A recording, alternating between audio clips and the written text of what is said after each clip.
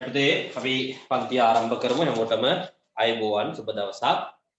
ඉතින් සාර්ථක සම්මන්ත්‍රණයකින් පස්සේ සාර්ථක සම්මන්ත්‍රණයක් අවසන් කිරීමෙන් පස්සේ අද දවසේ පුතේ අපේ සුපුරුදු පන්ති වලට සුපුරුදු පන්ති කාලසටහනට ඔයාලා අපි එක් වෙලා ඉන්නේ. ඒතර ඔයාලට දකින්න ඇති කාලසටහනක් මම ඔයාලගේ WhatsApp group එකට දැම්මා. ඉතින් ඒ කාලසටහනේ අද දවසට નિયમિત වෙලා තියෙන්නේ දර්ශක ඉතින් ගියාම විද්‍යාත්මක අංකණය එතනින් ගියාම සමීකරණ කියන තේමාවල් යටතේ වර්ගීකරණය කරපු ගැටලු සාකච්ඡා කිරීම. ඒ ඔයාලා දන්නවා අපේ පන්තිය තුල මේ වැඩේ කරගෙන යන්නේ ඇයි කියලා නේද? සාමාන්‍ය පුතේ මේ වගේ සිටුේෂන් එකක් උඩ ඔයාලට third term එක වගේ එනකොට හරියට මේ වගේ වෙනකොට first term එකේ වැඩ අමතක වෙනවා. එහෙම පාඩමක් ඉගෙනුවද කියලාවත් දන්නේ නැහැ සමහර අය. අන්න ඒ දේ ඔයාලගේ වැරද්දක් නෙමෙයි. මේ தත්ත්වය මත ඔයාලට ස්වභාවිකව වෙන දෙයක්. අන්න ඒ දේ වළක්ව ගන්න පුතේ අපේ පන්තියෙන් සාර්ථක පිළියමක් දැන් යොදලා තියෙනවා. ඒක තමයි මේ අපි මේ හැමතිස්සෙම මෙන්න මේ පොතක් පාවිච්චි කරගෙන පාඩම් වලට කොටස් ටික වෙන් කරගෙන අපේ පාඩම් කොටස් පහුගිය පාඩම් කොටස් නැවත මතක් කරලා දෙන විදිහට මේ ගැටලු සාකච්ඡා කරමින් පන්තිය තුල සිද්ධ කරගෙන යන්නේ. ඉතින් මම හිතනවා ඒ වැඩෙන් මේ ක්‍රමය ඉතා සාර්ථක ක්‍රමයක්. ඔයාලට ඒ පාඩම් ටික අමතක නොවි මතක තියාගන්න සලස්වන්න පුළුවන්. එතන සාර්ථකව අපි ඒ වැඩේ මේ වෙනකොට සිද්ධ කරගෙන යනවා. රයිට්. ඒ ඔයාලා දකින්න ඇතිනේ අපි මේ වෙනකොට අවසන් කරන් ඇවිල්ලා තියෙන වැඩ කොටස. රයිට්. දැන් අද අලුතෙන් සම්බන්ධ වෙන දරුවෝ ඉන්නේ හින්දා අද දවසේ මම මේක ෆ්‍රී ලින්ක් එකක් විදිහටයි දැම්මේ. අද දවසේ සාකච්ඡා කරන ගැටලු ටිකේ දරුවන්ට මම ෆොටෝ එකක් විදිහට ඒ අනිත් WhatsApp group එකට මම දාලා තියෙනවා. රයිට්. අපි ඉතින් වැඩි කතා නැතුව අපි පාඩමට යමු. පුතේ මේක හොඳට මතක තියාගන්න. මේ ආවට ගියාට යන පන්තියක් නෙමෙයි. වැදගත් ජීවිතේ ගණිතයේ ප්‍රතිඵලය වෙනස් කරන්න තියෙන ගණිතයේ පන්තියක් ඒක හොඳට මතක තියාගන්න. බයිලවල් වට ආරම්භ මේක ඇතුලේ නෑ පුතේ. අවශ්‍ය පොයින්ට් එකට අවශ්‍ය දෙයට නිවැරදිව තර්කානුකූලව ගණිතය කොහොමද ඉගෙන ගන්න කියන මේ පන්තිය තුල දකින්න. මේ පන්තියේ ඉගෙන ගන්න පටන් ගන්නකොට ආසාව ඇති කරගන්න මට ගණිතයේ විෂය පුළුවන් කියන ආසාව. ඒ ආසාව ඔස්සේ අපි දෙයක් කැමැත්ත වුණොත් අපි ඒ කැමැත්ත ඔස්සේ ගමන් කරනවා. අපි දෙයකට ආස හිතුනොත් නේද? අපි ඒ ආසාව ඔස්සේ ගමන් කරනවා. අපි හිතන්නකෝ අපිට ෆෝන් එකක් ගන්න ආස හිතුණා කියලා. අපිට ඇඩ් වලදී පේන්නේ ෆෝන් විතරයි. පත්තර වල පේන්නේ ෆෝන් විතරයි. ටීවී වල පේන්නේ ෆෝන් විතරයි. අපිට බයික් එකක් ගන්න ආසයි කියලා හිතන්නකෝ පිළිලා බයික්. මොකද වෙන්නේ? පාරේ යනකොට පේන්නේ බයික් විතරයි. තව වාහන යනවා, ලොරිත් යනවා. ඊට වඩා පේන්නේ බයික් එකක් විතරයි. අන්න බයික් එක. හඬ ඇහෙන්නේ බයික් එකේ හඬ විතරයි. අන්නේ ඇයි ඒ ස්වභාවිකව අපේ මනස ක්‍රියාත්මක වෙන විදිහ අපි දෙයකට ආස හිතුනොත් අපේ ફોකස් එක කියන්නේ ඒකට විතරයි. තේරුණාද? විෂයත් ඒ වගේ පුතේ. විෂයත් ඒ වගේ. අපි මේ විෂයට ආස කරන්න ආදරය කරන්න මේ විෂයට. තමන්ගේ අවධානය මේ විෂයට යොමු කරන්න පුළුවන්. නිකම්ම ගණිතයේ විෂය පුළුවන්. ඊට පස්සේ අපිට මේ එන දෙයගේ පිටින් මේ රටේ එන වාතාවරණය ටික දැන් හොඳ අතට හැරීගෙන එනවා. තාම රතු එළියේ ඉන්නේ. පොළේ එළියට වැටෙන්න ඉන්නවා තාම මාජින් එකේ. ඊයගේ පිටින් මේ විදියටම රට වහගෙන තියලා තව මාසයක් තව සති දෙකක් මාසයක් අපි හිතමුකෝ වහලා තියාගත්තොත් ඊයගේ පිටින් පුතේ අපිට 10 වසරේදී අපි මේ ටික අතහැරලා දාමු කියන මේපා. විෂය අතහැරලා දාන්න නෙවෙයි විෂය කරන්න බල උපරිමේ කරනවා. පන්තියට එන එක අපි හිතින් අතහැරලා දැම්මොත් දෙයියනේ කියලා 10 වසර පුතේ අපිට අපේ පන්ති කාමරේ වැඩ ටික කරගෙන යන්න පුළුවන්. එහෙම වුණයි කියලා බය වෙන්න එපා. ඔන්ලයින් නතර වෙන්නේ. ඔන්ලයින් එක දිගටම යනවා. නතර කරලා බෑ. ආයි කවද්ද වහන්නේ කියලා අපි දන්නවා. දන්නේ. මේකෙන් හින්දා කන්ටිනියු යනවා. ඒකෙන් හින්දා පුතේ ස්කෝලත් ආරම්භ කරන්න ඕන කොළ එළියක් වැටුණොත් දෙයියන්ගේ පිටින් අපිට ඒක ඒ තැනට යන්න ලැබේවා කියලා ප්‍රාර්ථනා කරගෙන හැබැයි ඉතින් ඒ ස්කෝලට යනකොට මගේ පන්ති ඉන්නේ උන් ටික මගේ ළමයි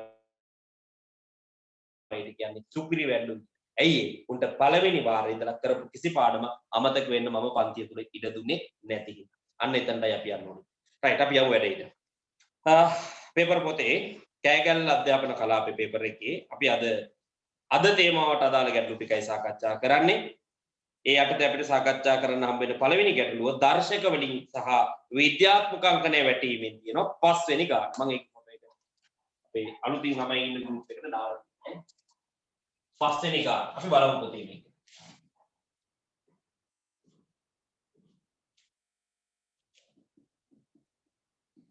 තරගෙට මගෙත් එක්ක ලියන්න එපා. දරුවෝ දන්නවා කොහොමද වැඩ කරන්නේ කියලා. ලියන්න වෙලාව දුන්නාම පමණයි ලියා ගන්න අනෙක් වෙලාවෙදි බලන්න. ප්‍රශ්න අංක 5. දර්ශක ඒකේ රෝම ඉලක්ක අංක 1. අගය සොයන්න.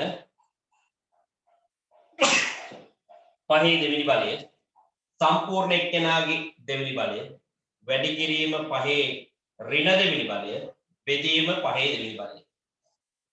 right.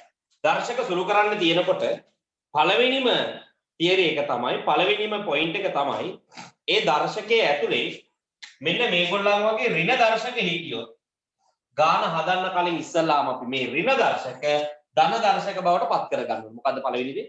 ඍණ දර්ශක ගාන ඇතුලේ හිටියොත් ඍණ දර්ශක තියන් ගාන හදන්න යන්නේ නැහැ. ඒ ඍණ දර්ශකේ ධන දර්ශකයේ බවට පත් කරන්න.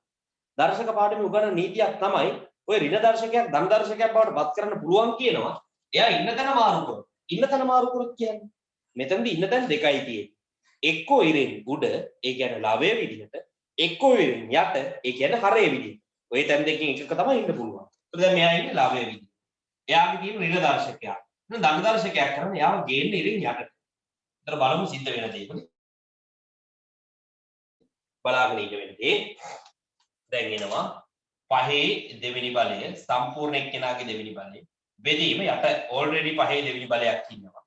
වැඩි කිරීම මෙයත් පල්ලෙහාට ආවම මෙයත් පහේ දෙවෙනි බලයක් බවට පත් වෙනවා. අන්න එයාගේ තිබ්බ ඍණ ගතිය මේ උඩේ තියෙන ඍණ දෙවෙනි බලයේ ඍණ ගතිය එයා ඉරින් යටට ගිය ගමන් නැති වෙලා වෙනවා. ඍණ දෙවෙනි බලය යටට ආවම ධන දෙවෙනි බලයක් බවට පත් වෙනවා. මෙයාගේ ඍණ ගතිය නැති වෙලා ගියා ඉන්න තැන මාරු කරනවා. දැන් අපි මේක ලස්සනට සුළු කරමු. right. දැන් සුළු කරන්න පටන් ගමු. උඩ තියෙන පහේ දෙවෙනි බලය සම්පූර්ණ එක්කෙනාගේ දෙවෙනි බලය. මේ වගේ එකට අපි කියනවා පුතේ බලයක බලයක්. මොකක්ද කියලාද කියන්නේ? බලයක බලයක්. දර්ශක නීතිය යටතේ අපි ඉගෙන ගන්නවා. බලයක බලයක් තියෙන අවස්ථාවේදී ඒ දර්ශක දෙක පුතේ එකිනෙකා ಗುಣ වෙන්න ඕනේ. ඒතර මුන් දෙන්න ಗುಣ කරාම දෙවරක් දෙක හතරක් වෙනවා. ඒ කියන්නේ පහේ හතරවෙනි බලය බවට පත් වෙනවා. බෙදීම යට පහේ දෙවෙනි බලය වැඩි කිරීම පහේ දෙවෙනි බලය. එතනට පුතේ භාවිතා වෙන දර්ශක නීතියක්මයි.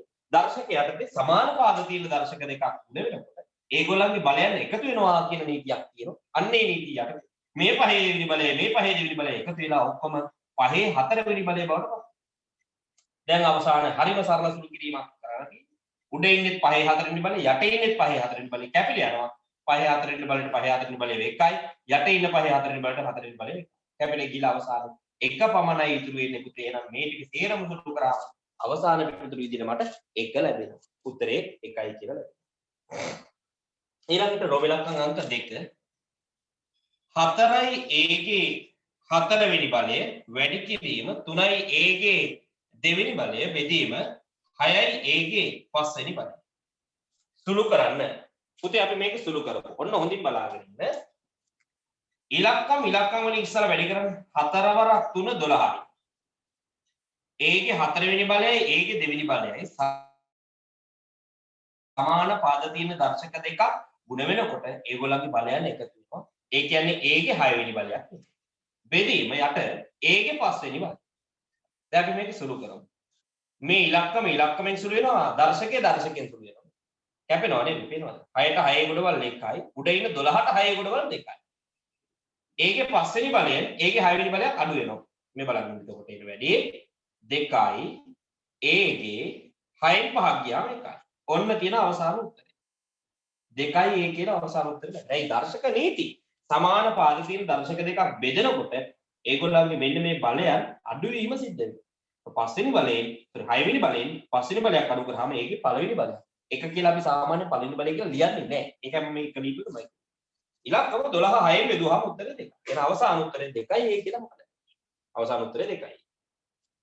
ඊළඟට B කොටස රෝම ඉලක්ක අංක 1. එක්තරා රටක ජනගහනය කියන්නේ 45 මිලියනය විය. එම ප්‍රමාණය විද්‍යාත්මක අංකණය ලියන්න. මේක විද්‍යාත්මක අංකණය ලියන්න ඕනේ. මිලියන 45 මේ තියෙන්නේ. මිලියන 45. මේක විද්‍යාත්මක අංකණය ලියන්නේ මුල් ඉලක්කම් දෙක මැද්දට දශම තියෙනවා. ඒ කියන්නේ 4.5 වැඩි කිරීම 10 බලය තීරණය කරන්නේ මෙතනින් දශම 35ම ඒකෙන් පිටිපස්සේදී ඉලක්කම් ගන්න ගණන් කරන්නේ. මෙන්න මෙතන මැද්දෙන් දශම 35ම ඒකෙන් පිටිපස්සේ ඉලක්කම් කීයක් තියෙනවද බලන්න. 1යි 2යි 3යි 4යි 5යි 6යි 7යි. දශම 35 පිටිපස්සේ ඉලක්කම් 7ක් තියෙන හින්දා 10 7 වෙනි බලය කියන උත්තරය අපිට ලැබෙනවා. එහෙනම් මෙන්න මේ තියෙන සංඛ්‍යාව විද්‍යාත්මක අංකණය ලියුවාම 4.5 වැඩි කිරීම 10 7 වෙනි බලය කියලා මට ඊළඟට පුතේ රෝම ඉලක්කම් අංක දෙක සුළු කර sorry 10.45 යන සංඛ්‍යාව ආසන්න පළමු දශම ස්ථානයට වටය. මේක පළවෙනි දශම ස්ථානය කියන්නේ පුතේ දශම පිටේ ගාවම තියෙන දශම ස්ථානය. මෙන්න මෙයා. මෙන්න මෙතනට වට යන්න ඕනේ. පළමු දශම ස්ථානට වට යන්න. right. කොහොමද වටෙන්නේ? මම ඕවා පළවෙනි වාරදී කියලා දුන්නානේ. අමතකයි නම් YouTube channel එකේ තියෙන ඔය සම්පූර්ණ විස්තර සහිත වීඩියෝ. අර ඕන වෙලාවක බලන්න. right. පළවෙනි දශම ස්ථානය කිව්වම මෙතනින් යටින් ඉරක් ගහ ගන්න. එතකොට ලැබෙන සංඛ්‍යාව 45. 45 ආසන්න 10ට වට යන්න. 45 ආසන්න 10ට වැටෙවුවම 45 කියන්නේ හරියට මැද්දේ ඉන්න ඉලක්කමක්. 40 වෙනවද 50 වෙනවද කියලා සැකයක් තියෙනවා. ඇයි 45 මැද ඉන්න කානේ? අපි හැමතිස්සෙම ගන්න වැඩි ඉන්නේ. 45 ආසන්න 10ට වැටුවම 50. ඒ කියන්නේ උත්තරේ 10.50 බිඳුව ලියන්නේ නැතුව ලියන්න. එහෙනම් මෙන්න මේ සංඛ්‍යාව ආසන්න පළමු දශම ස්ථානයට වැටුවම 10.5. කියන උත්තරේ 10.5. පළවෙනි දශම ස්ථානට වැටුවාම දශම ස්ථාන එකයි තියෙන්න පුළුවන්. එක දශම ස්ථානයේ තියෙනකොට නේද? 50 බිඳුව කියලා ලියන්නේ 5 විතරයි ලියන්නේ බිඳුව ලියන්නේ නැති. ඊළඟට ආසන්න පූර්ව සංඛ්‍යාවට වට යන්නේ. හරි. 10.45 මෙන්න මෙයා ආසන්න පූර්ව සංඛ්‍යාවට වට යන්නේ. ඒතකොට 10.45 ආසන්න පූර්ව සංඛ්‍යාවට වැටුවම කොහොමද පුතේ ගන්නෙ? පුතේ මේ සංඛ්‍යා රේඛාව ගත්තාම මෙතන 10 ඉන්නේ. මෙතන 11 ඉන්නේ. අපිට ප්‍රශ්නේ තියෙන්නේ 10 වෙනවද එයා 11 වෙනවද කියන එක. ඔය දෙක හරියටම මැද්දේ තමයි 10.5 එන්නේ. ඔය ඉලක්කම් දෙක මැද්දේ හරියටම මේ දෙන්න සමානව මැද්දේ ඉන්නේ. මැද්දේ ඉන්න එක තමයි 10.5. එතකොට 10.5 ආසන්න පූර්ව සංඛ්‍යාවට වැටෙවුවොත් කිසි සැකයක් නැහැ අපි ගන්න 11. ඒ මැද්දේ ඉන්න අගයක් අපිට හැමතිස්සෙම ගන්න වැඩි ඉන්න එක. වැඩි එකාට තමයි වටේලා කියන්නේ 11යි. 10.5 ආසන්න පූර්ණ කියන්නේ සම්පූර්ණ සංඛ්‍යාවට මේක වැටෙවුවොත් 10.5 වැටෙවුවොත් 11. හැබැයි ප්‍රශ්නේ තියෙන්නේ මෙතන ඉන්නේ 10.5 නෙමෙයි 10.45යි. 10.45 කියන්නේ පුතේ මීට වඩා අඩුවෙන් ඉන්න එක්කෙනෙක්. මීට වඩා පල්ලෙහෙන් ඉන්න එක්කෙනෙක්. මේ හරිය ඉන්න එක්කෙනෙක්. 10.45 කියන්නේ මීට වඩා අඩුයි.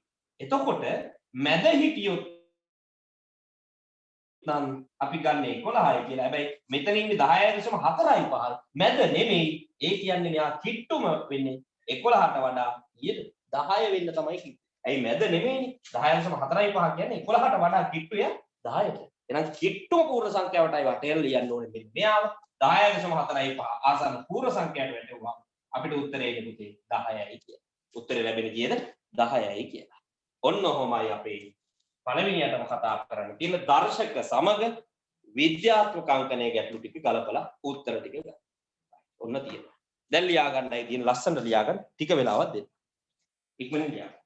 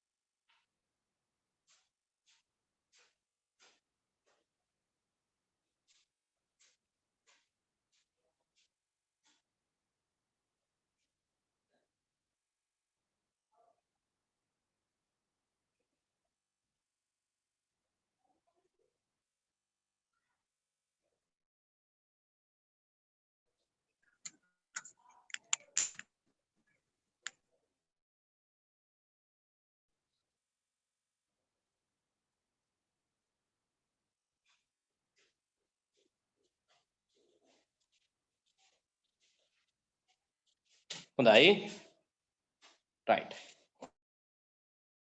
ඊළඟට අපි තෝරගන්නවා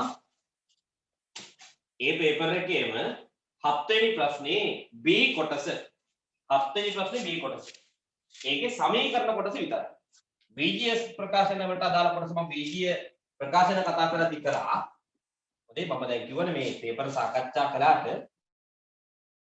අපි මේ පේපර් වල තියෙන ගණන් කතා කරන්නේ අපි පාඩම් වශයෙන් වෙන් කරගෙන. එතකොට ඔයාලට ගණන් තේරුම් ගන්න ලේසි. අලෝමේ හදනවට වඩා එක පාඩමකින් එකම රටාවක ගණන් ටිකක් හදනකොට ඒ ගණන් තේරුම් ගන්න පහසුයි. right. දැන් මම ඊළඟට තෝරගන්න යන්නේ සමගාමී සමීකරණ ගැටලුවක්. මෙන්න මේකයි ගැටලුව. මම ගාන ලියලා හදන ඉඳ ප්‍රශ්නයක් වෙන්නේ නැහැ කාටවත් ඈ. ගාන හොයාගන්න විරුද්ධ ගණන් දෙපා මම ගාන බෝඩ් එකේ ලියනවා. 3y සමානයි 19යි 4x ඍණ 3y සමානයි 1යි. මේ පළවෙනි සමීකරණය දෙවෙනි සමීකරණය. පුතේ නොදන්නා පද දෙකක් ඇතුළත් සමීකරණ යුගලයකට අපි කියනවා මොකක් කියලාද? සමගාමී සමීකරණ.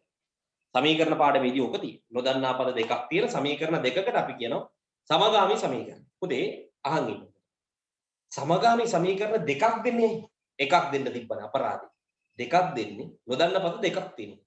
නොදන්න පද දෙකක් තියෙන සමීකරණයක් කවදාවත් එක සමීකරණයක් තියන් අපිට විසඳන්න බෑ. දන්නේ නැති පද දෙකක් තියෙනකොට. දන්නේ නැති පද දෙකක් තියෙන උදාහරණයක් මේක විතරක් උඩ තියෙන එක විතරක් දුන්නා කියලා හිතාගන්න. x එකතු කිරීම 3y සමානයි 19. මලාට විසඳන්නේ. ජීවිතේට විසඳන්නේ නැහැ. තනි සමීකරණයක් විතරක් දුන්නා. ඕක හින්දා තමයි හැමතිස්සෙම නොදන්නා පද දෙකක් තියෙන සමීකරණයක් විසඳන්න සමීකරණ දෙකක් දෙන්න.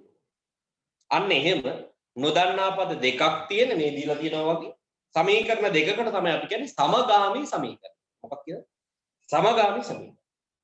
අන්න එතනදී සමගාමී සමීකරණ විසඳන විදිහක් තියෙනවා. පුතේ සමගාමී සමීකරණ විසඳන්න අපි හැමතිස්සෙම මේ සමීකරණ දෙක පාවිච්චි කරනවා. මේ නොදන්නා පද දෙකෙන් එක එක කපලා අයින් කරන්න. මේ සමීකරණ දෙක පාවිච්චි කරනවා. ඒක පාවිච්චි කරන්නේ මෙච්චරයි. කරන්න තියෙන දේවල් දෙකයි. ඔය x කියලා එකක් ඉන්න මේ ගානේ නම් x කියලා නොදන්න පදයක් ඉන්නවා y කියලා නොදන්න පදයක් ඉන්නවා. අපි මේ ගාන විසඳලා උත්තරේ ගන්න නම් අපි මේ සමීකරණ දෙක පාවිච්චි කරලා x හරි y හරි ටක බ්ලාස්ට් කරලා දාන්න ඕනේ. ඒ කියන්නේ කපලා අයින් කරලා දාන්න ඕනේ. ඒතර x හරි y හරි කපලා අයින් කරලා දාන්නේ කොහොමද? ඔයාලා අහන ප්‍රශ්නේ දැන් ඔයාලා දෙන්න ප්‍රශ්න. කොහොමද සර් ඉතින් ඒක කපලා දාන්න ඕනේ. තමයි කොහොමද අයින් කරන්නේ? කොහොමද කපලා දාන්නේ? ප්‍රශ්නෙට උත්තරේ මෙච්චරයි. කපලා දාන්න පුතේ ක්‍රම දෙකයි කියන්නේ. හරිම ලේසි. ක්‍රම දෙකයි. මේ දෙකෙන් එකක් කරාම හරි.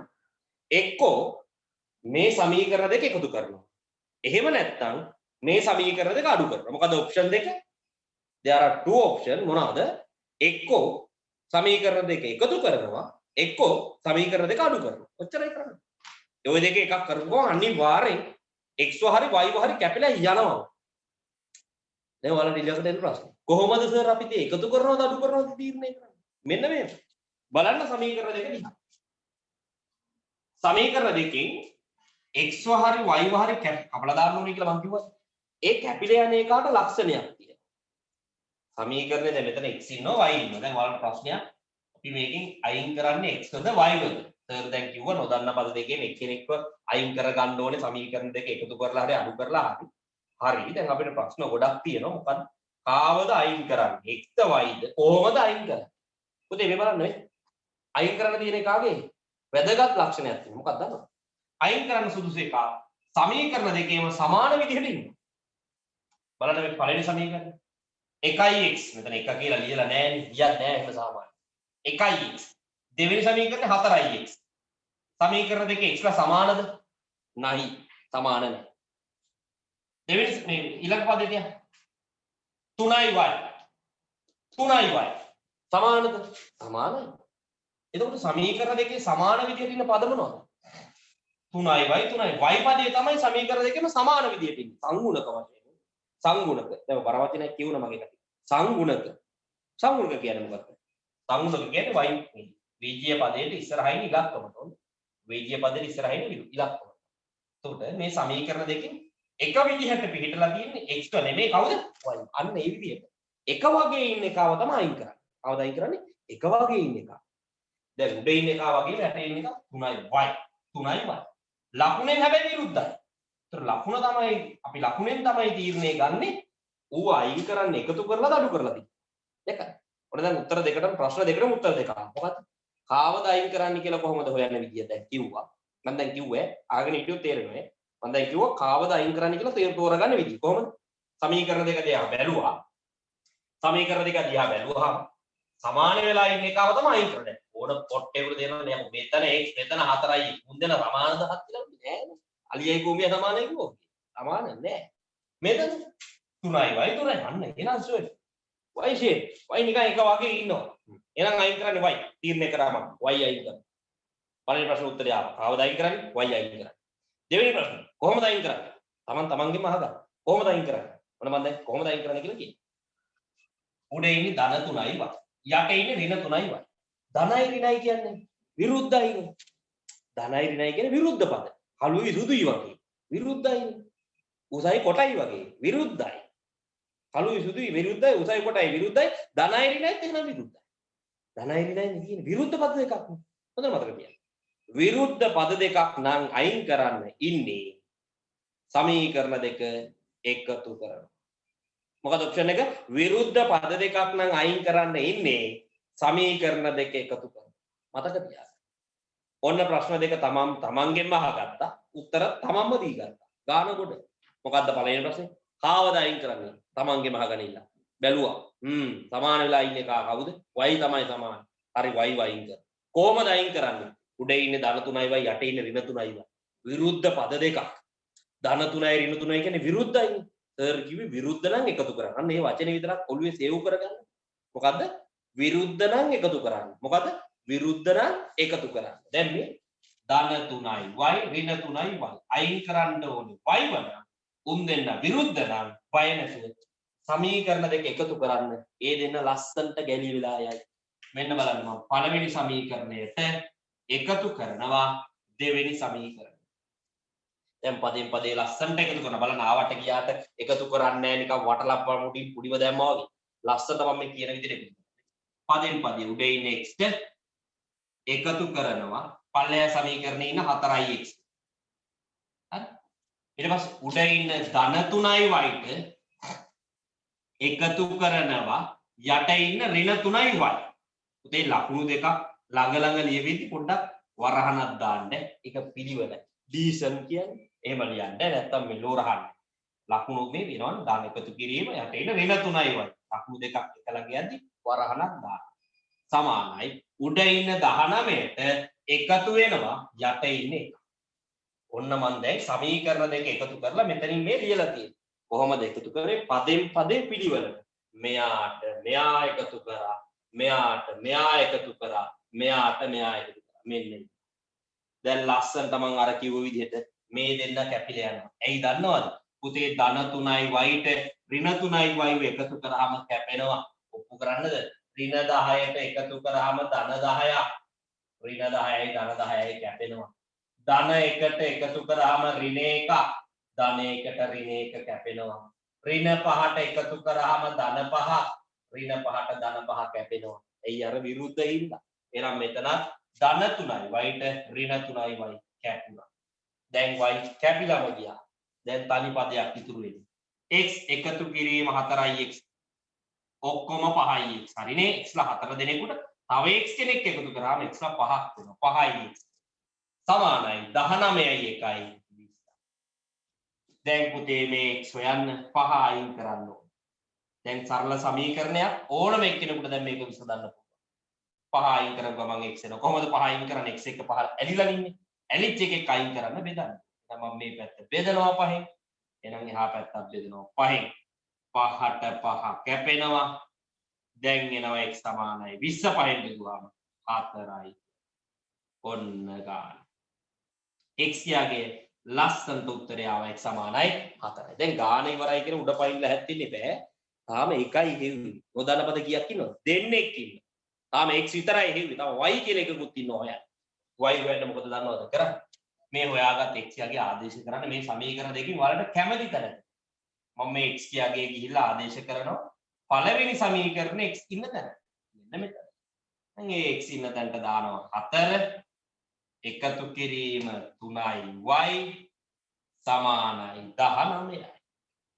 දැන් මේක එහා පැත්තට දාන්න එතකොට 3y සමානයි 19 මේ එකතු කිරීම හතර සමාන ලකුණෙන් එහා පැත්තට ගියාම ලකුණ මාරු වෙනවා එකතු කිරීම හතර එහා පැත්තට ගියාම අඩු කිරීම හතරක් එතකොට එනවා 3y සමානයි 19න් හතරක් ගියාම ඊයේද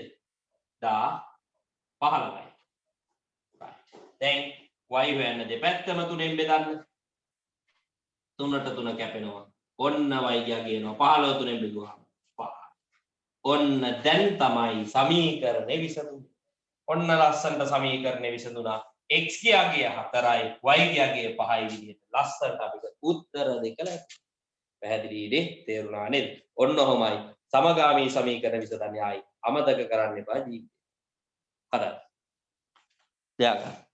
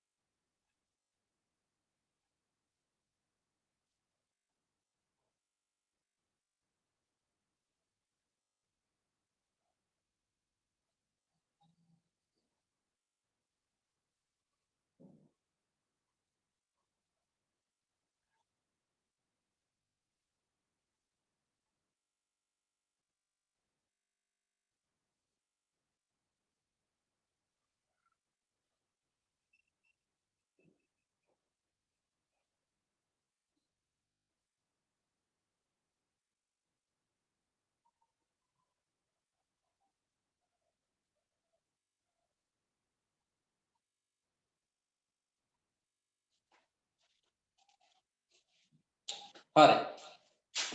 ඊළඟට අපි තෝරගන්නවා ඊළඟ ප්‍රශ්න පත්‍රය. ඒ කියන්නේ පස්වර අධ්‍යාපන කලාප පේපර් එකේ පළවෙනිම ගාන.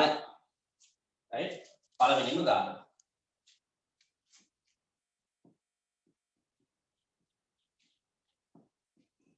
ඒකේ සූත්‍ර ගාන සූත්‍රයක අපි එදා පාඩමේදී කතා කරා. සූත්‍ර පාඩම කරනකොට අපි ගාන කතා කරා.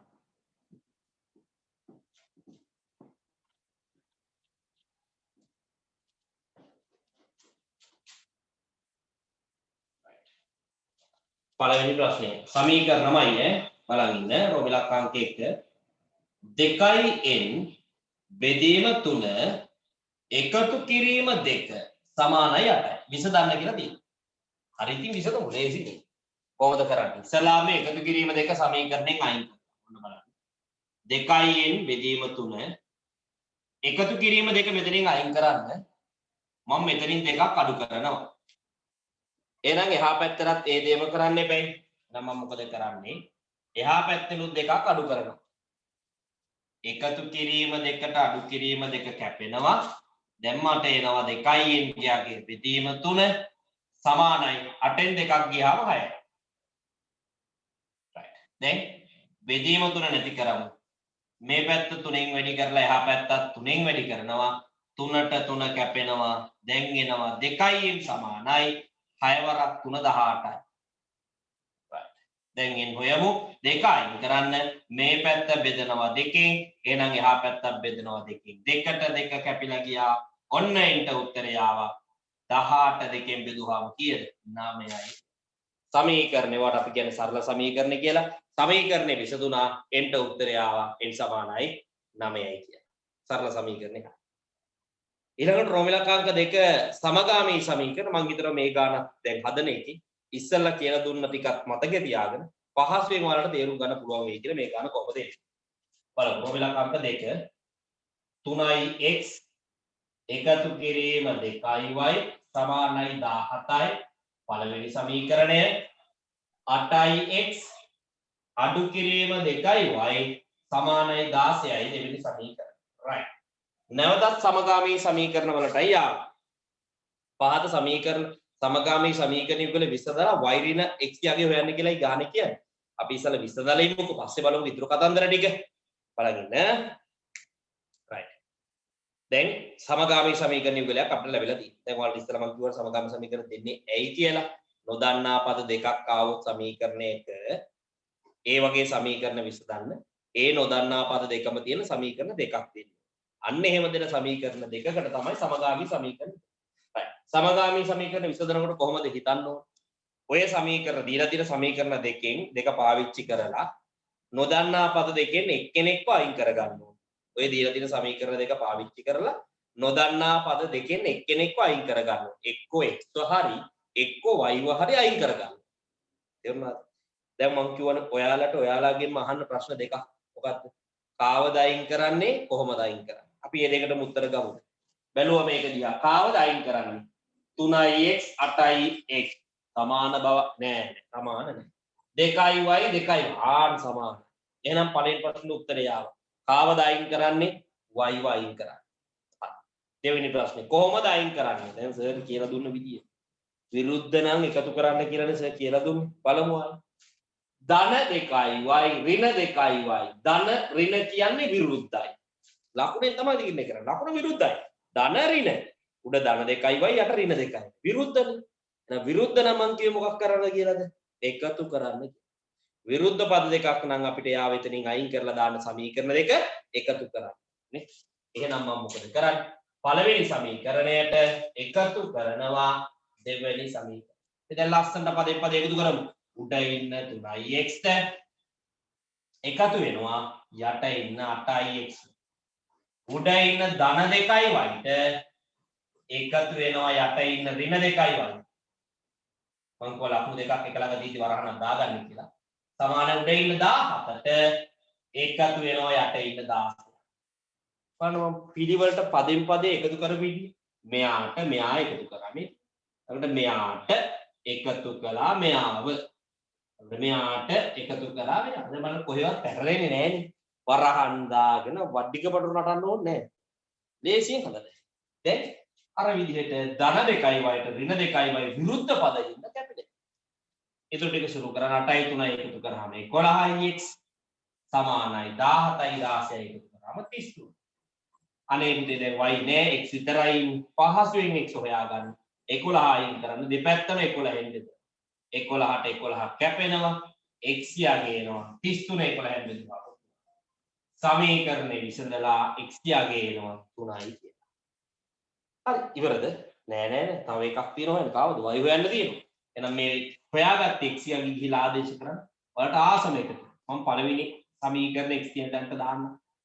එතකොට එනවා මෙතන 3x නේ තියෙන්නේ 3x කියන්නේ 3 වැඩි කිරීම x කියලා. x වෙනකොට 3. ධන 2y සමානයි 17යි.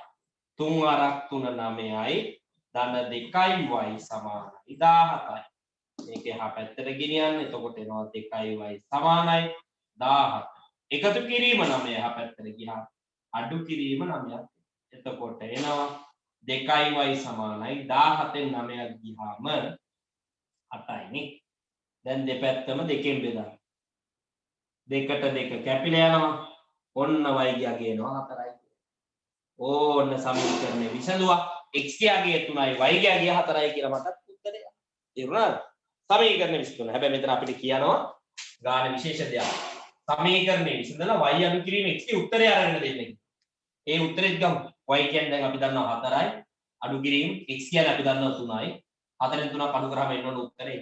ඔන්න අපි ඒකත් අරගෙන. ඔන්න ඔහමයි පුතේ. ඒ පේපර් එකේ සමීකරණ ගැටලුවට පිළිතුරු ලැබෙයි. මම හිතනවා හොඳටම තේරෙනවා කියලා ඈ. ලියා ගන්න. ගාන ලියා ගන්න.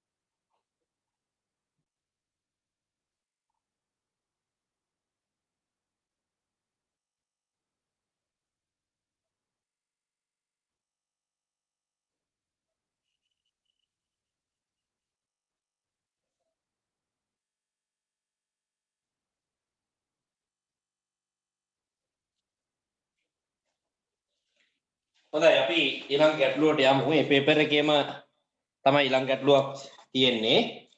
6 වෙනියට තියෙන ප්‍රශ්නේ. ඒක දර්ශක සහ විද්‍යාත්මක අංකණයෙන් තමයි ඇවිල්ලා තියෙන්නේ. දර්ශක හා විද්‍යාත්මක අංකණය.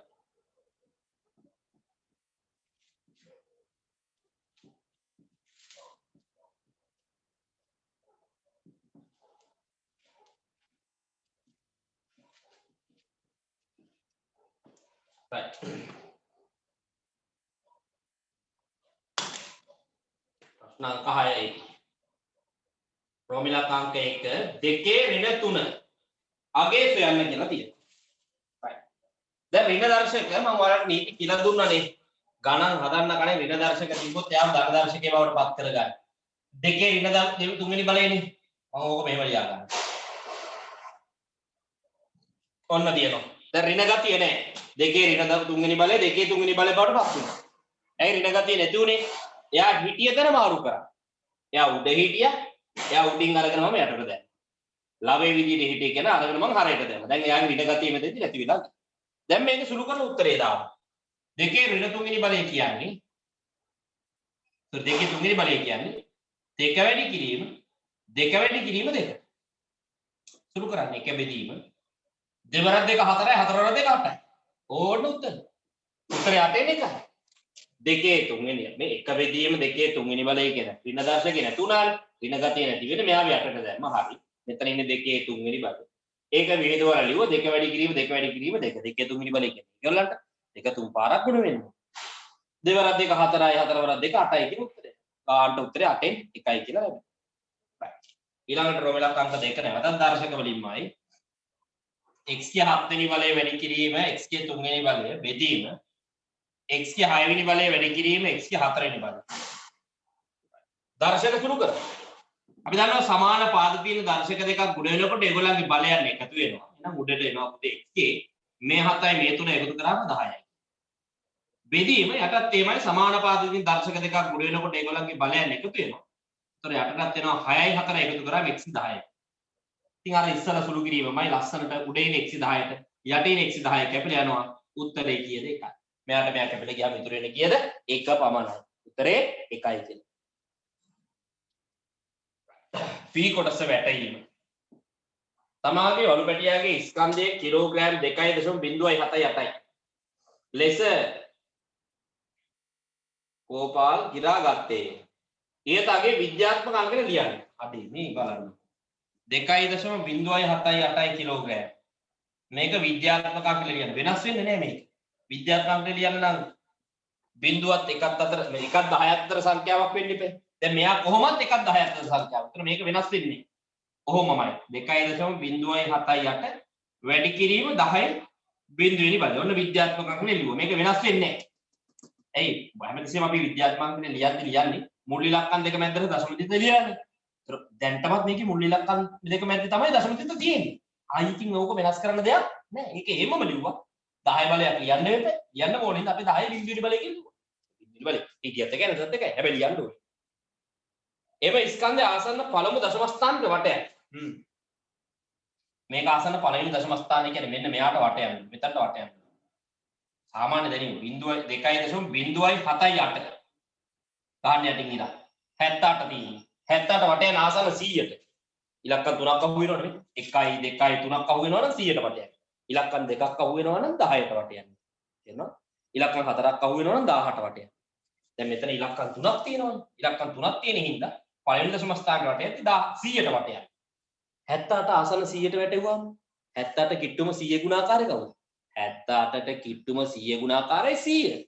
එහෙනම් මේක ආසන්න 100ට වැටුවම 2.100. හැබැයි මම ඔයාලට ඉස්සලා කියලා දුන්නා මෙහෙම වටේලා ලියනකොට මේ අග බිඳු ලියන්න යන්නේ නැති බව.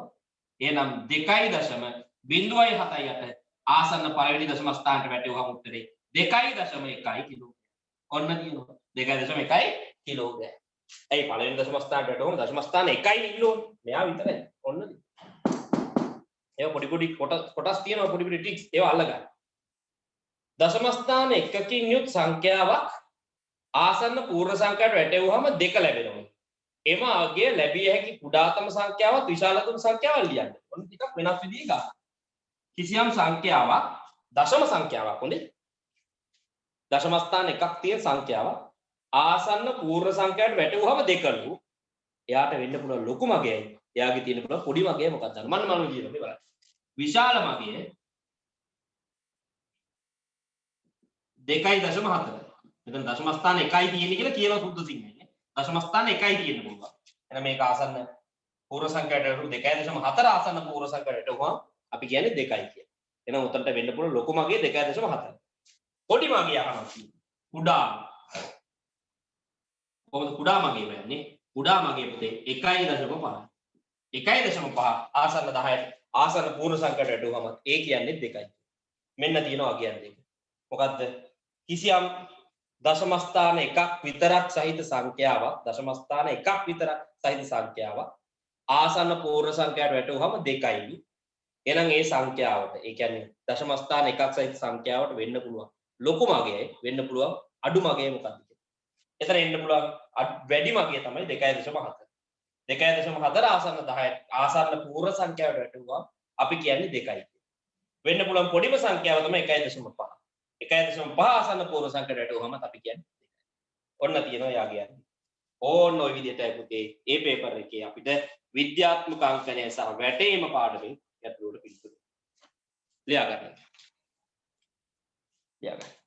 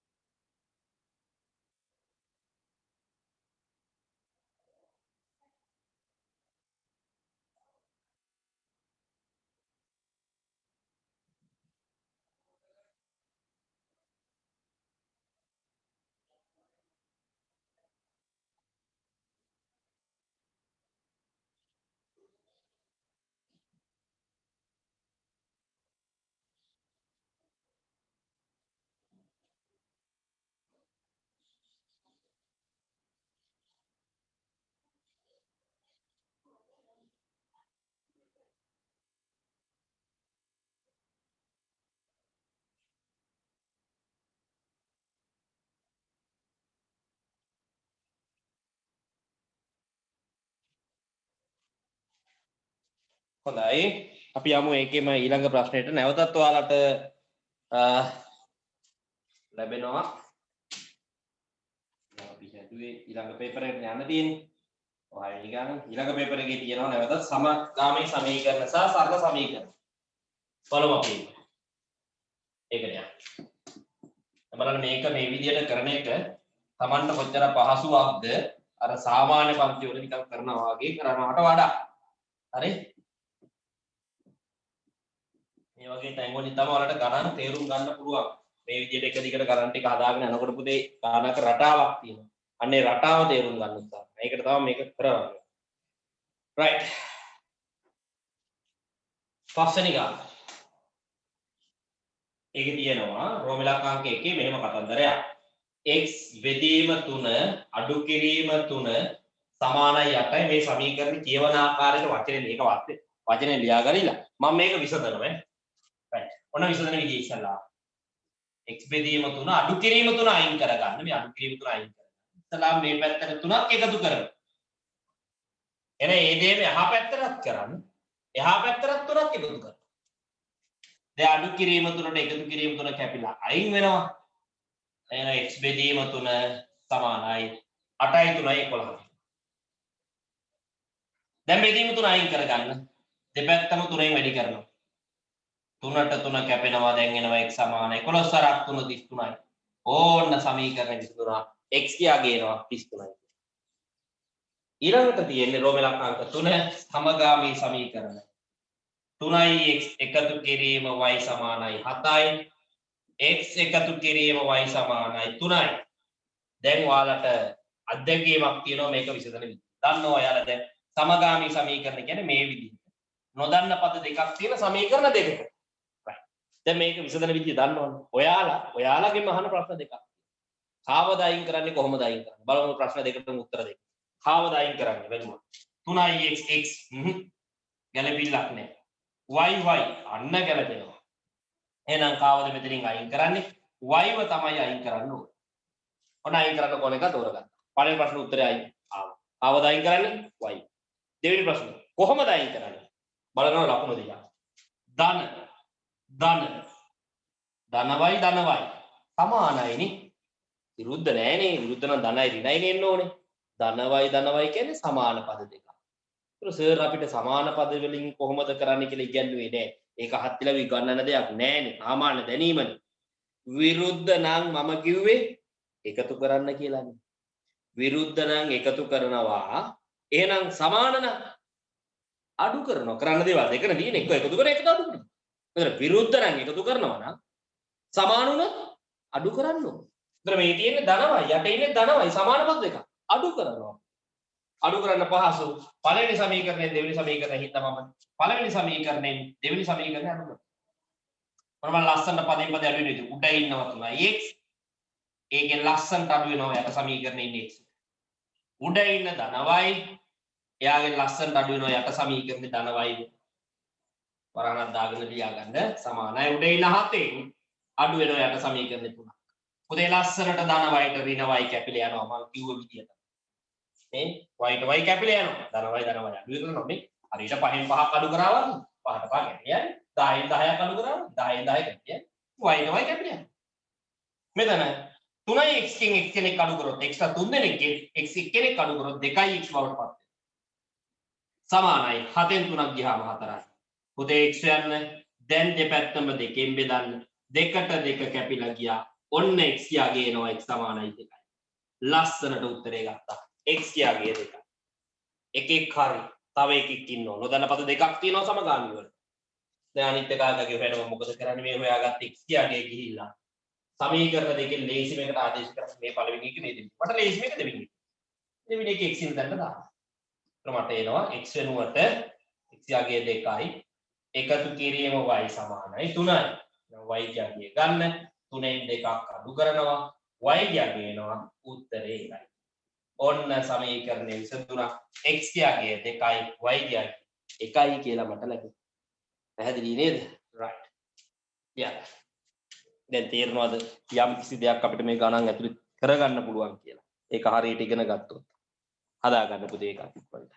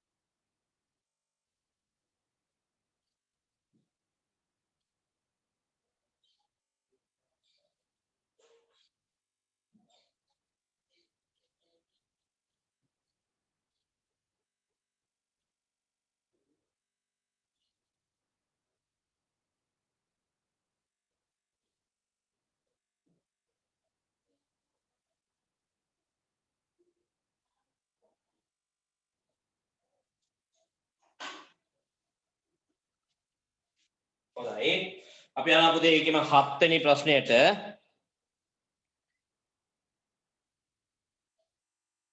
ප්‍රශ්න අංක 7.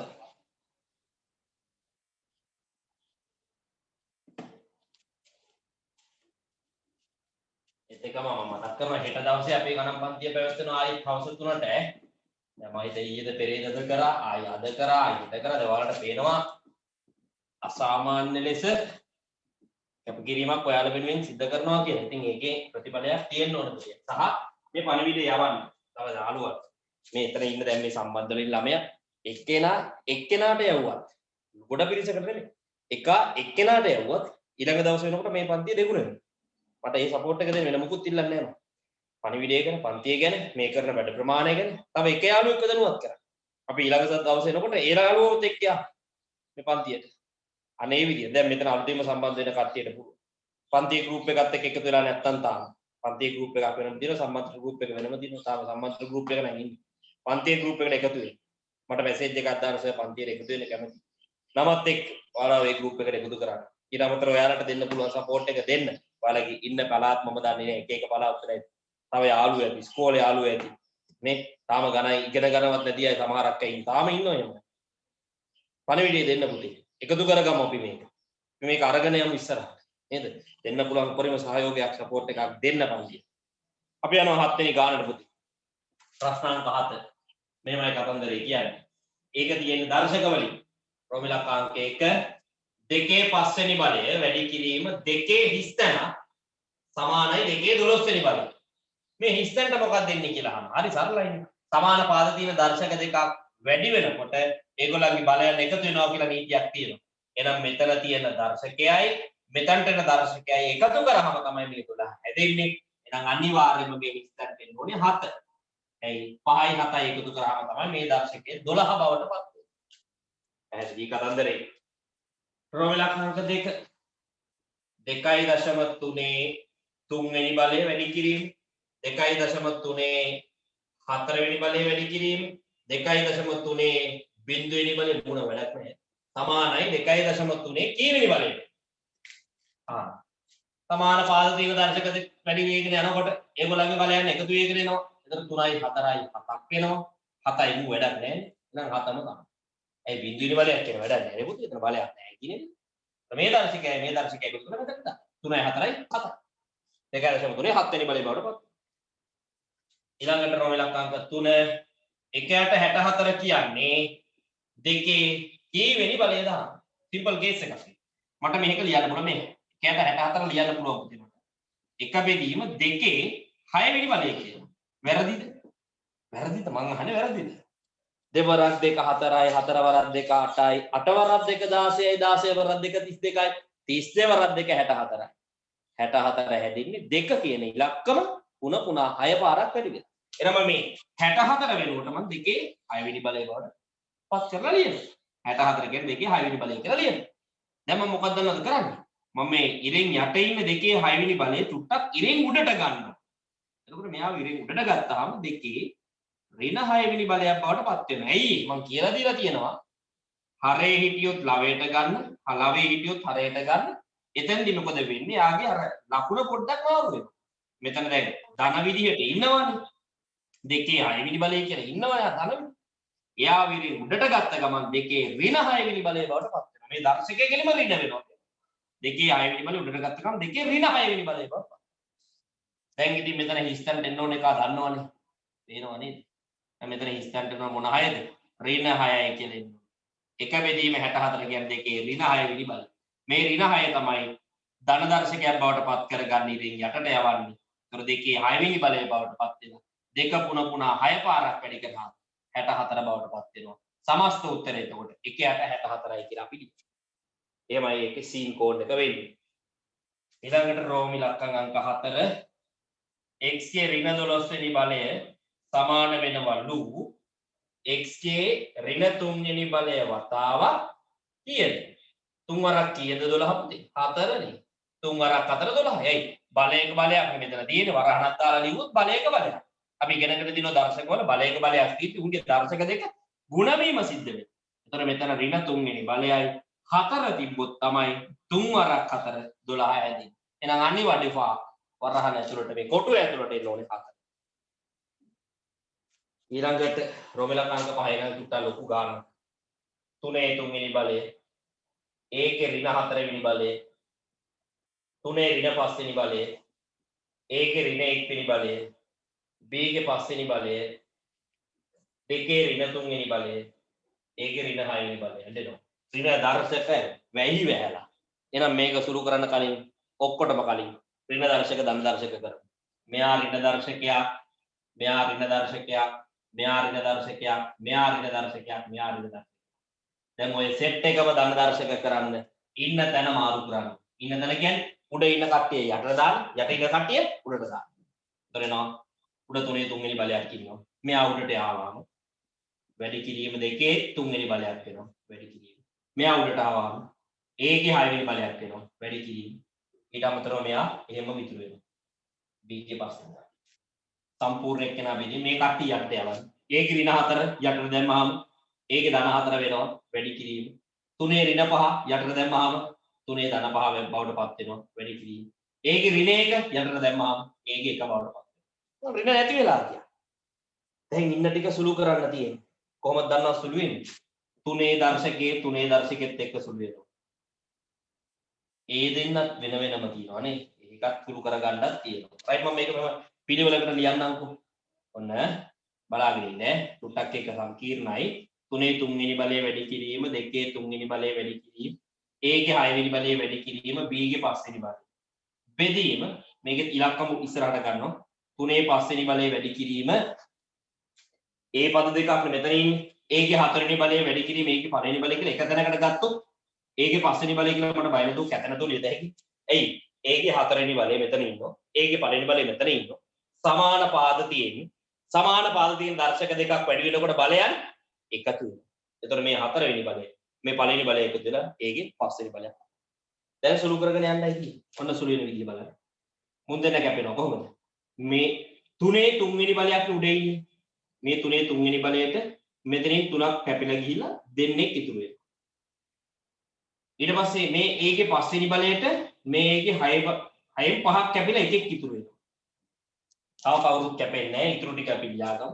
2 3 වෙනි බලය ඉතුරු වෙනවා. වැඩි කිරීම A ඉතුරු වෙනවා. වැඩි කිරීම B ගේ 5 වෙනි බලය ඉතුරු වෙනවා. බෙදීම 3 දෙවෙනි බලය ඉතුරු වෙනවා. ඕක තවදුරටත් ඕන සුළු කරලා උත්තරේම දාත හැකි. 2 3 වෙනි බලය 8යි. A B ගේ 5 වෙනි බලය බෙදීම 3 දෙවෙනි බලය 9යි. ඕන්න තියෙන අවසාන උත්තර. මෙතනදි සිද්ධ වෙච්ච දේ තේරුම් නැත්තම් පොඩ්ඩක් ආයෙ මම බලා ගන්න. උඩ ඉන්නේ 3 3 වෙනි බලයේ 3 වැඩි කිරීම 3 වැඩි කිරීම බෙදීම. යට හිටියේ 3 5 වෙනි බලයේ. ඒ කියන්නේ 3 වැඩි කිරීම 3 වැඩි කිරීම 3 වැඩි කිරීම 3 වැඩි කිරීම 3. 3 5 වෙනි බලය කියන්නේ 3 5 පාරක් වැඩි වෙනවා. එතකොට උඩ ඉන්න 3 දෙනෙකුට යට ඉන්න 3 දෙනෙක් කැපුණානේ. මේ 3 දෙනෙකුට 3 දෙනෙක් කැපුණා. ඊට පස්සේ ඉතුරු වෙන්නේ කීයක්ද? 3 වැඩි කිරීම 3 කියන 3 දෙවෙනි බලයක් 3 දෙන්නෙක් ඉතුරු වෙන්නේ. 3 වැඩි කිරීම 3 තමයි ඉතුරු වෙන්නේ. කියන්නේ 3 දෙවෙනි බලයක් ඉතුරු වෙන්නේ. ඒක තමයි මම ඉතුරු කරේ කපලා දැම්මනේ. 3 3 වෙනි බලයට මෙතන 5ක් හිටියා. 5න් 3ක් අයින් කරා. ඒතර දෙකක් ඉතුරු වෙනවා. ඒක තමයි මේ 3 දෙවෙනි බලය ඉතුරු. එරුණා? අනිත් ඒවත් එහෙම තමයි කැපිලා ගෙරලා ගිහින් ඔන්න අවසාන උත්තරය අපිට. ටිකක් ඉතින් මේක අනිත් හදපු ගණන් වලට වඩා සංකීර්ණයි නෑ කියන්නේ. කොහොම තමයි ඉන්නේ ජීවිතේ වගේ තමයි. සුභ වගේ සරල සංකීර්ණ ඒවා අපිට තියෙනවා. හදාගන්න. ඉක්මනට හදාගන්න.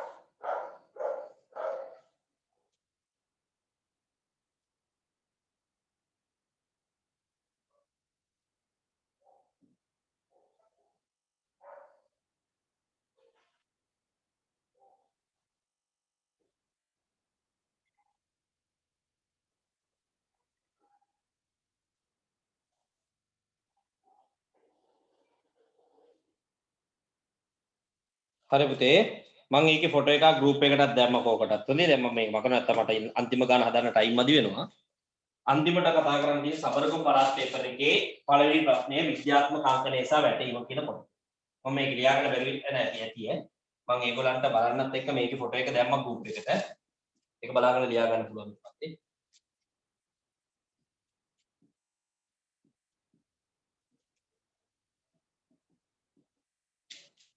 right හරි බලමු දැන් අන්තිම ගාන अंतिम पेपर के पहले गान ඔබලා අංක 1 42.06 පළවෙනි දශම ස්ථානයට වට යන්න. පළවෙනි දශම ස්ථානය කියන්නේ මෙහා. මෙතනට වට යන්න ඕන. 42.06 පළවෙනි දශම ස්ථානය කියන්නේ මෙතනට වට යන්න ඕන. යහුව යටින් ඉලක්ක 6 තියෙන්නේ. ඉලක්කම් දෙකේ සංඛ්‍යාවක්. ඉලක්කම් දෙක නම් ආසන්න 10ට වට යන්න. 6 ආසන්න 10ට වැටෙවුවාම 10යි. එහෙනම් මේක ලියනවා උත්තරේ 42.10 10 ලියන්නේ බිඳුව නොලිය ලියන්න. ඕන්න තියෙන උත්තරේ. මේ උඩ තියෙන සංඛ්‍යාව ආසන්න පළමු දශම ස්ථානට වැටෙවුවම 42.1. උත්තරේ 42.1. ඊළඟට සිසුවෙකුට දිනකට අවශ්‍ය සහල් ප්‍රමාණය ග්‍රෑම් 650කි. ඉහත දැක්වෙන්නේ නේවාසිකාගාරයක ඇති ආහාර වට්ටුවරුවක් වූ සටහනකි. ඒ අනුව සිසුන් 110ක් සිට නේවාසිකාගාරයක් සඳහා දිනකට අවශ්‍ය සහල් ප්‍රමාණය ආසන්න කිලෝග්‍රෑමයට වටේ. එක ළමයෙකුට කිලෝ 6 කිලෝ නෙමෙයි ග්‍රෑම් 650ක් ඕනේ එක්කෙනෙකුට. ඒ වගේ 110ක් හිටියොත් එහෙම ඒක 110න් වැඩි කරමු ඉස්සෙල්ලා. ඔන්න බලන්න. බිංදු පස්සේ දාන්න. මම ගෙටියෙන් වැඩි කරන්නම්. 11 සරක් 5 55යි. පහ දානවා 5ක් ඉතුරුයි. 11 සරක් 6 66යි. මේ 5යි 71යි. දැන් මේ බිංදු දෙක අගට දාමු. මෙන්න තියෙනවා ළමයි 110කට ඕන සහල් ප්‍රමාණය ග්‍රෑම් වලින්. හැබැයි අපිට මේක කිලෝග්‍රෑම් කරන්නයි කියන්නේ. එහෙනම් 1000න් බෙදමු. 71500 බෙදුවාම උත්තරේ එනවා මට 71.5යි කිලෝග්‍රෑම් කියලා. ඔන්න කිලෝග්‍රෑම් වලින් දැක්කුවා. හැබැයි අපිට කියන ආසන්න කිලෝග්‍රෑමයට වට යන්න කියලා. ඒතුළු මේ දශම තියන්න එපා කියලා කියන්නේ. ආසන්න පූර්ණ සංඛ්‍යාවට වටේලා තියන්නයි කියලා කියන්නේ. මෙතන තියෙන 71.5 71.5 ආසන්න පූර්ණ සංඛ්‍යාවට වැටෙවුවාම කිලෝග්‍රෑම් 72යි. උත්තරේ කිලෝග්‍රෑම් 72යි. මම කියවනේ දශම පහ මැද්ද ඉන්නේ කියන්නේ. ඌ වටෙවුවාම අපි ගන්න හැමතිස්සෙම වැඩි යන්නේ. නැත්තම් 71 ලියන්න නැතුව ඇයි 72 ලියුවේ කියලා අහන්න පුළුවන්. අපි ගන්න වැඩි යන්නේ. උත්තරේ කිලෝග්‍රෑම් 72යි ආසන්න පූර්ණ සංඛ්‍යාවට. රෝමිලකාංක 3 සල්ගසේ ඉඳලා අමල්ගේ සහ සුනිල්ගේ නිවස් වලට දුර රූපේ දැක්වේ. සල්ගසට ළඟින්ම පිහිටන්නේ කාගේ නිවසදයි හේතුයිදෝ මෙන්න සල්ගහේ ඉඳලා තියෙන දුරවල් එකක් 9.71 වැඩි කිරීම 10 ඍණ 2 කිලෝමීටර් අනිත් එක්කෙනා මේ අමල්ගේ ගෙදරට හරිද ඊළඟට සුනිල්ගේ ගෙදරට තියෙනවා 1.1 වැඩි කිරීම 10 ඍණ 2 කිලෝමීටර් මේ සුනිල්ගේ ගෙදරට තියෙන දුර සුනිල් මේ සල්ගස හරිද ළඟමගේ කාගේද කියලා right ළඟමගේ මේ දෙන්නකින් ගෙවල් වලින් ළඟමගේ ඔන්න බලන්නකො එතකොට මේක මම මේ 9.71 වැඩි කිරීම 10 ඍණ දෙවෙනි බලය කියන්නේ සාමාන්‍ය ආකාරයට ලියුවොත් මේ විද්‍යාත්මක අංකනේ ලියලා තියෙන්නේ සාමාන්‍ය ආකාරයට ලියුවොත් මේ ඍණ දෙවෙනි බලයෙන් තමයි මේ ඍණ දර්ශක තියෙන්නේ මේ ඍණ දර්ශක තියෙන්නේ ඍණ දර්ශක වලින් තමයි කියවෙන්නේ මෙයාගේ ඉස්සරහත් බිඳු කීයක් තියෙනවද එතකොට 9.71 වැඩි කිරීම 10 ඍණ දෙවෙනි බලයෙන් මේක සාමාන්‍ය ආකාරයට ලියද්දී ඔන්න ලියන්නේ බිඳුවයි දශම බිඳුවයි 9.71 කිලෝමීටර් කියන එක තමයි මේක තමයි මේ විද්‍යාත්මක අංකනේ ලියලා. මේ බලන්න මෙතන තියෙන ඍණ දෙවෙනි දාලා ඉන්නේ. එහෙනම් බිඳු කීයක් තියෙනවද? 2යි. මම තව උදාහරණයක් අමතර එකක් කියන්නම්. 1.7 වැඩි කිරීම 10 ඍණ 4 වෙනි බලය. එතන මේක සාමාන්‍ය ආකාරයෙන් ලියද්දී මේ ඍණ 4 වෙනි බලයෙන්. එහෙනම් මෙතන ඍණ 4 තියෙනවනම් බිඳු 4ක් තියෙනවා. ඒක කොහොමද ලියන්නේ? බිඳුවයි දශම බිඳුවයි බිඳුවයි බිඳුවයි 1.4 මේ බිඳු 1 2 3 4යි ඍණ 4 තේරුණාද එහෙනම් ඍණ දර්ශකයෙන් තමයි තියෙන බිඳු ගාන තීරණය කරන්නේ ඒවා අපේ වීඩියෝ වල තියෙනවා YouTube එකේ දාලා තියෙනවා මම ඒක මම දාන්නම් අවශ්‍ය වුණා බලන්නත් පුළුවන් ඕන වෙලාව right මේක සාමාන්‍ය ආකාරයෙන් ගුවා මෙන්න ඊට පස්සේ මේකත් ලියමු ওই විදිහටම 1.1 වැඩි කිරීම 10 ඍණ දෙවෙනි බලය මේක සාමාන්‍ය විදිහට ලියුවහම වෙන දෙවෙනි බලන්නේ නම් 0.01 ඔන්න තියෙනවා. එතකොට අමල්ගේ නිවසට සහ සුනිල්ගේ නිවසට තියෙන දුර ප්‍රමාණය තමයි මේ තියෙන්නේ. අමල්ගේ නිවසට කිලෝමීටර් 0.097 එකක් තියෙනවා. සුනිල්ගේ නිවසට 0.01 තියෙනවා. ඒතර මේකේ දෙන්නගෙන් වඩා කිට්ටුම සල්ගහස ඉඳලා කාගේ ගෙදරටද කියලා අහන්නේ. කිට්ටුවෙන් ඉන්නේ. ඒතර පුතේ මේ දෙක මට බලන්න මීටර් බවට පත් කරගත්තොත් මේ කිලෝමීටර්නේ මම මේක මීටර් කරනවා. මීටර් කරන්න නම් 1000න් වැඩි කරන්න එපා. ඔව් මීටර් 1000ක් කිලෝමීටර එකක් කියන්නේ. 1000න් වැඩි කරොත් 1 2 3යි. 97.1 මීටර. මේක මීටර කරොත් එන 1 2 3යි 11යි මීටර. ඔන්න තියෙනවා. 10න් වැඩි කරොත් පස්සට පයින්න 1 2 3යි. ඒතර මීටර 11යි මේක 10න් වැඩි කරොත් එන 1 2 3යි 97.1යි. හරි. එතකොට මේ අමල් මේ තියෙන්නේ සුනිල්.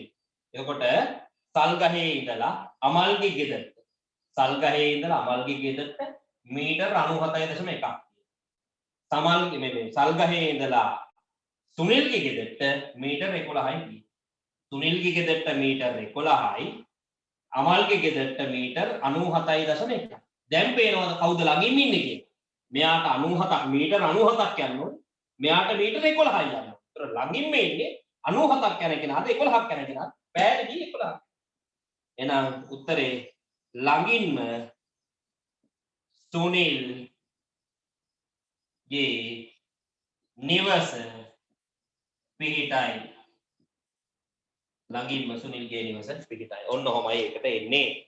රෝමි ලක්ෂණ අංක 4 අවසාන ප්‍රශ්නය 7.2 වැඩි කිරීම 10යි දෙවෙනි බලය අඩු කිරීම 4.